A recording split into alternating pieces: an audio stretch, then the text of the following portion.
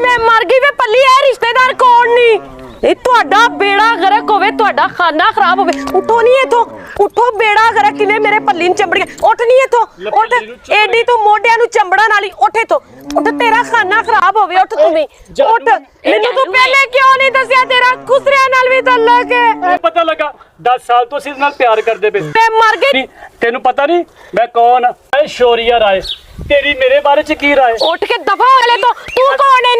नहीं मैनू नहीं जानती नहीं मेरा नाम है रानी मुखर्जी हाँ जी